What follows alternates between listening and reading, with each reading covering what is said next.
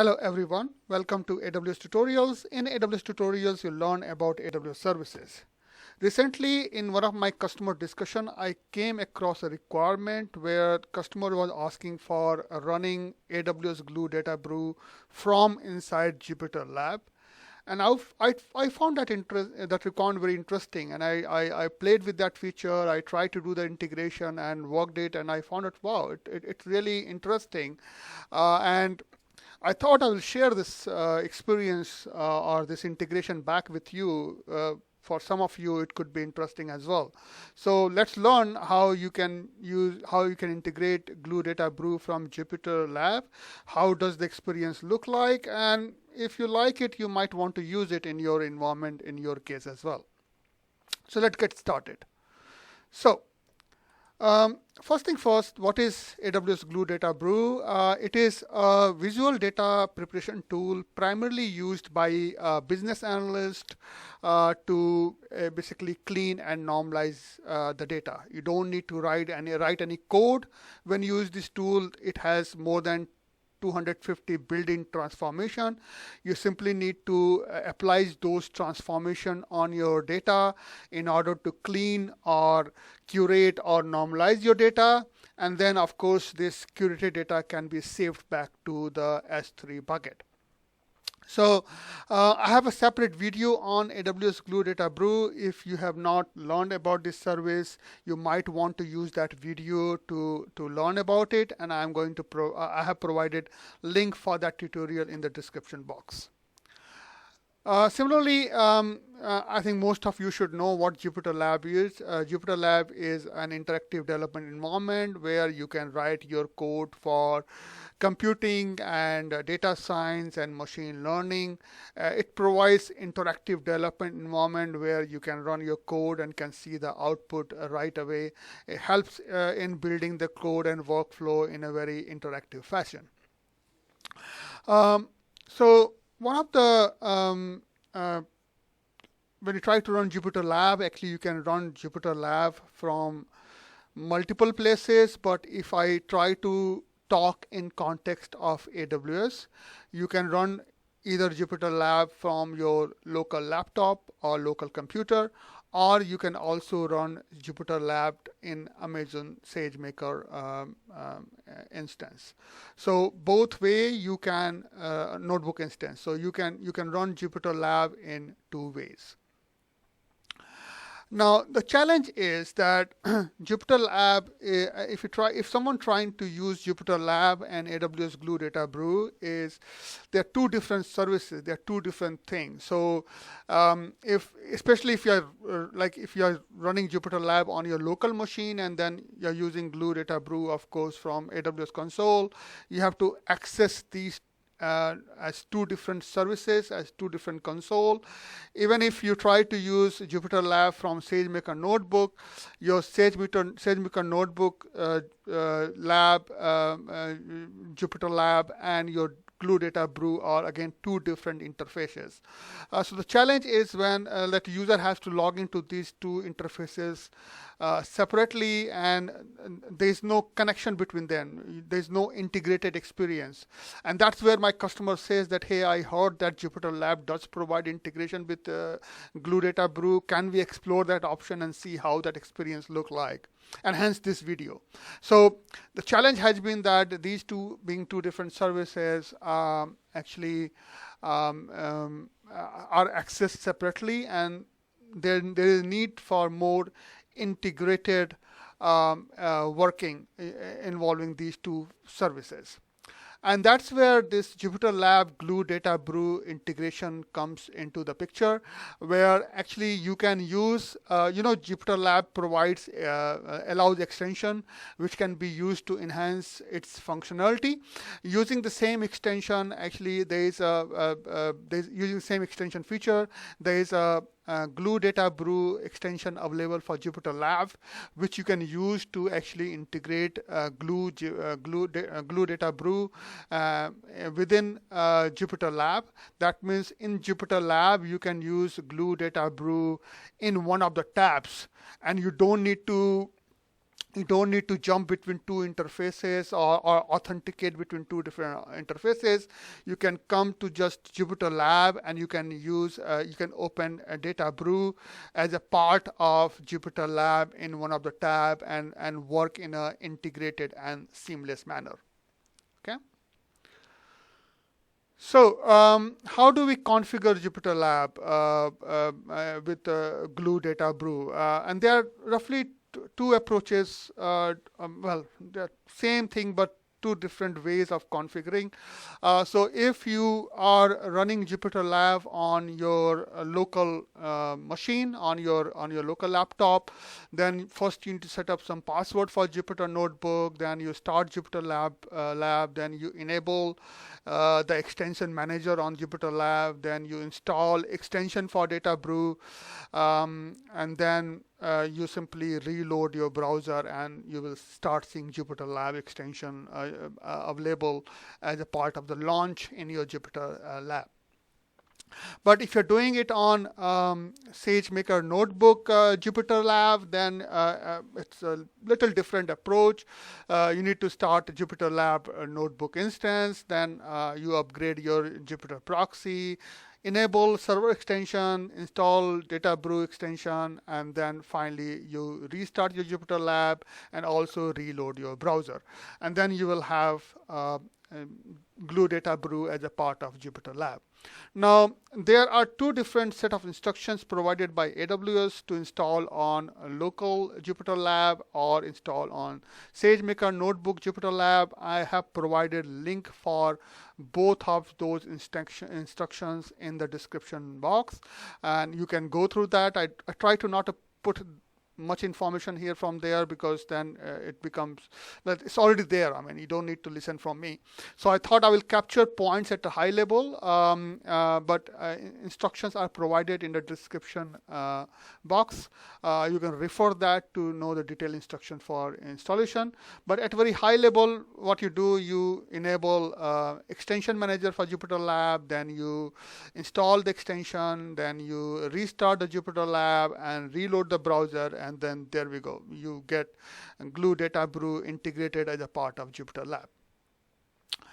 Now the question comes that if I'm running JupyterLab, whether I'm running from my local machine or from SageMaker, it is basically calling Glue DataBrew service. Then how does the authentication work? Because AWS service you cannot call without authentication. So how would JupyterLab authenticate to call Glue database service, because it is opening Glue DataBrew as in one of the tabs, in JupyterLab. So how does that authentication work? How does JupyterLab authenticate and authorizes to be able to call Glue DataBrew service? Well, approach is pretty straightforward. If you are running your JupyterLab on a local machine, it simply uses AWS local profile. So if you need to create an AWS local profile on the machine where you're running, on the local machine where you're running JupyterLab, and JupyterLab will simply use that profile to make call to Jupyter to make call to Glue DataBrew for authentication purpose. In case of SageMaker Notebook, the authentication is through the service role you have assigned to the AWS SageMaker Notebook. So the JupyterLab will simply assume the authentication assume the authorization based on the role assigned to the SageMaker Notebook. So these are two different approaches depending on how you're starting, from where you're starting your JupyterLab, and how they authenticate, either based on the role or based on the local AWS profile. Now, just how to use it together. I mean, because to be honest, if you look at this, it looks like a technical problem where, okay, fine, I started using my DataBrew inside JupyterLab, but then how do I use it together? And to be honest, not that there's like a recommended way of using together, but it really depends how you want to really put these two services together.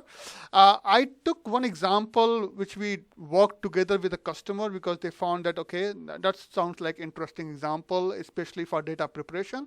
I'm going to give you that example over here, and I'm going to show a demo on that example as well. So the example is pretty straightforward. What they do, they have like local files on. So this example where they are running JupyterLab from their local machine, and then they have local files. They use AWS CLI in JupyterLab to upload those local files to the S3 bucket. Then they create a DataBrew data set. Then they create a project and perform certain transformations on that. And then finally, they run a DataBrew job to apply the transformation and store the outcome or output to an S3 bucket. And finally, they use AWS CLI to download that file to the local machine again. And all this activity they do without leaving JupyterLab interface. So you don't jump between multiple interfaces. You sit inside JupyterLab only, and you perform this task end to end. I find it useful, but I'm not sure if everyone will find it useful, so I leave that to your thinking. And let me show you a demo, and hopefully you find, oh wow, that's an interesting way of working, and probably that could be useful to you as well. And if not, no worries. So that's the flow I'm going to show in the demo as well. So let me quickly jump onto the demo and show how you can use DataBrew interface right inside JupyterLab to do data transformation activity. So let's jump. So for this demo, I have simply created an S3 bucket where I have kept this bucket is called Dojo My Data Lake, and it has got only two folders, raw and processed. In raw, I'm going to upload my raw data. In processed, I'm going to get my processed data. Both of these buckets are empty at this point of time, and I'm just showing you the console because the purpose is not to jump, just to show that yes, I have an S3 bucket. Otherwise, here onwards, I'm going to work inside JupyterLab only. So I open up so I'm running JupyterLab from my local machine in this case. So I have got JupyterLab deployed on my local machine. So let me, so I have a folder created where I simply go and say what is there in my folder. And I can see I have got a travel profile.csv file. This is my local data, which I want to transform using Glue DataBrew. Then I have got some notebook because some commands I want to run to upload and download. I put that into a notebook so that I can simply use it. So let's start my JupyterLab first. So I am simply starting the JupyterLab on my local machine. It should start in a moment now. So it is starting the JupyterLab, and it is opening up it on. It's opening up in a browser. So my JupyterLab is password authenticated. Well, but this time it didn't ask me because I have recently accessed it. Let me do one thing. Let me copy this thing here, close this, go back to my other browser, and let me open here. Because ideally it should be asking me a password, but since I recently accessed, I think it has cached it. Okay, let's see. Okay. Well, it didn't ask. Looks like it has done the caching. But yeah, I have set up a password, so ideally it should ask me a password first and then open, but it's opening to me because I have recently accessed, and it's simply, using it. So what I'm going to do now is that first let me show you the folder here first. So you can see here, this is the document I want to, or this is the file I want to process. So you can see here I've got some travel profile document where I've got age, my frequent flyer or not, income class, what service they use, whether they will churn or not, kind of thing. So I want to do some kind of feature encoding on this file using Glue DataBrew, and this file is right now local on my machine. So first thing I need to do is that I need to upload this file to the S3 bucket, and inside my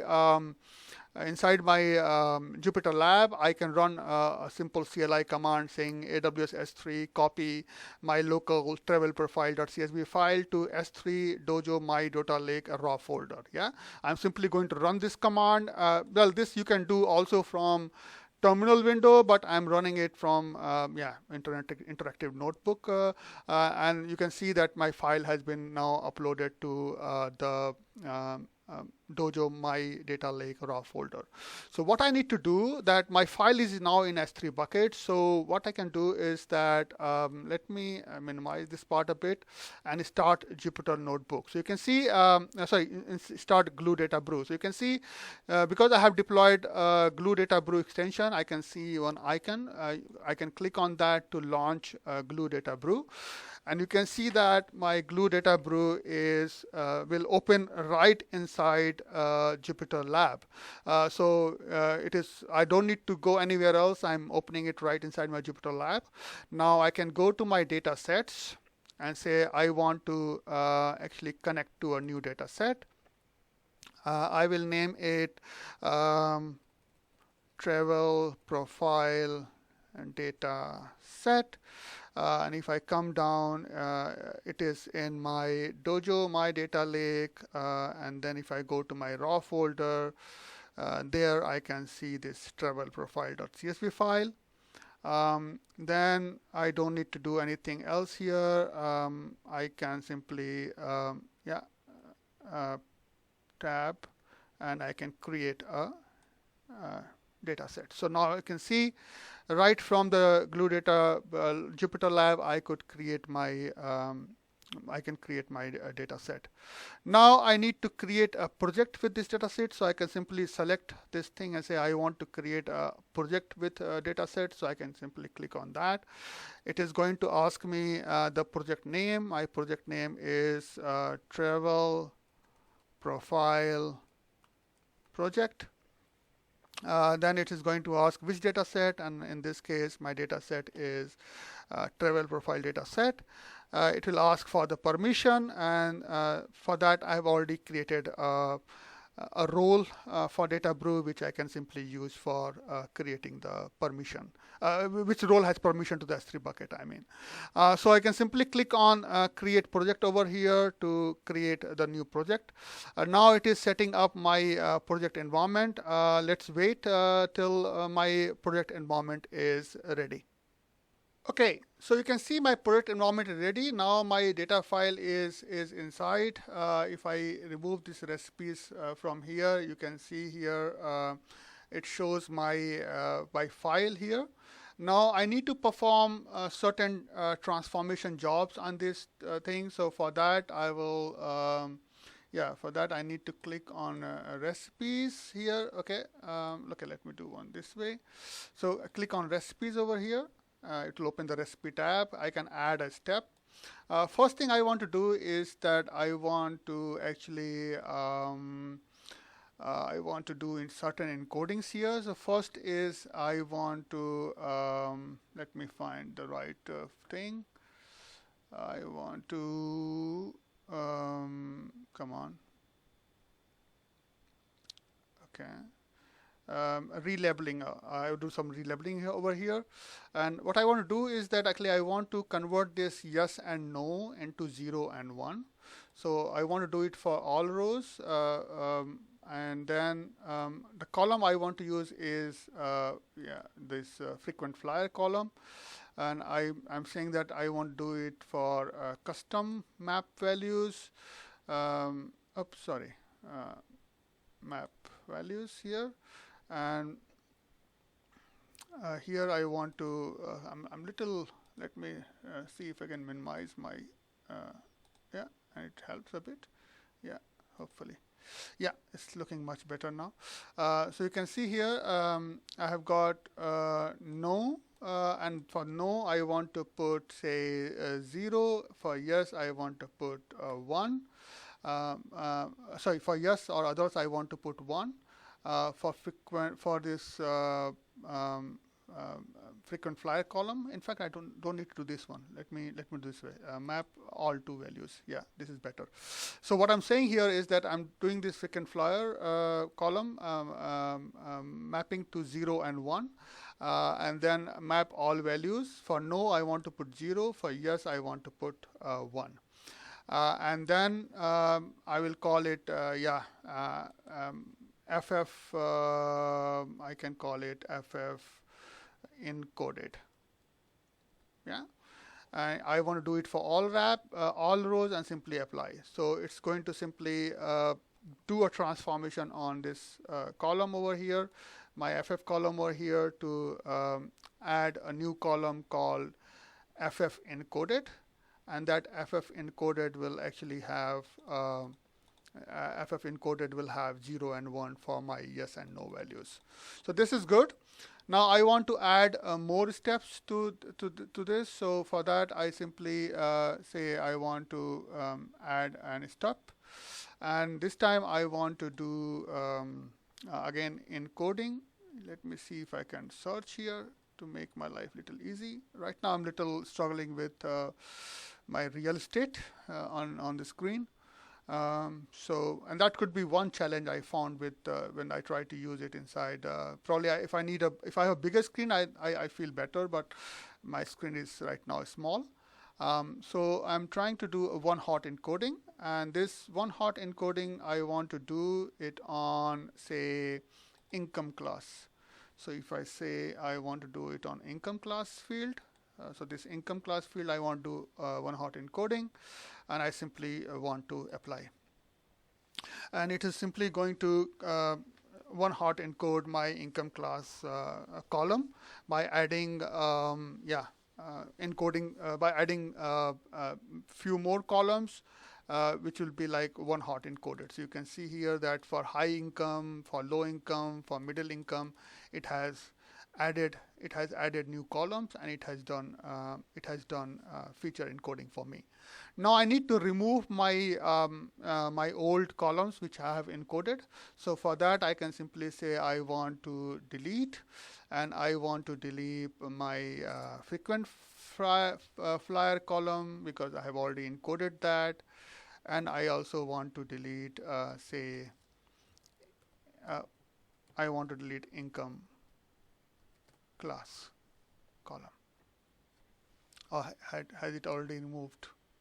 Yeah. Oh, no, it has not removed. So I want to do also income, income class column. Okay, here we go, income class column.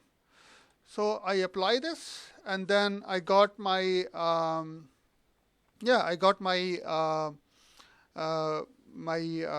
these two columns removed. So now if I see my output here, I can see that I have got everything numerical now. I mean, I can do few more things like standardization and those kind of things, but I just want to show you a use case here.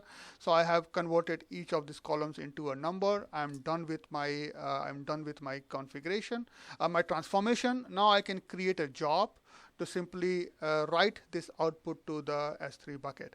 So I can simply say I want to create a travel profile job, and then in this job I want to write to an S3 bucket. Where in S3 bucket? Well, in my Dojo, my data lake, in a processed folder, I want to upload my files. And then I simply provide my my role for the permission, and I simply create and run job.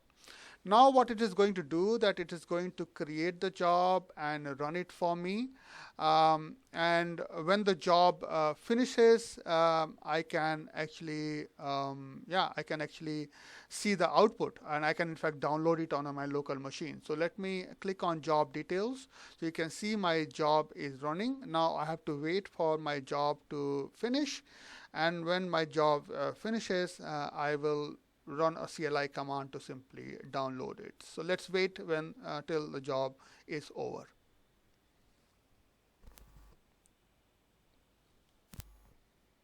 Okay, so you can see the job is over now. If I go to my data lineage, I can see here, in fact, that I read data from S3 bucket, then put some transformation and write back to the S3 bucket again. Now I need to see this file local on my machine. So for that, right now the file is not locally on my machine. So I can go to my, let me increase the resolution again here a bit. Yeah, here we go. So you can see here, I'm running a reverse command, kind of reverse copy command, where I'm saying that, hey, if you have some file into this process folder, simply copy it on a local machine and do it in recursive fashion in case my file has been partitioned into multiple files.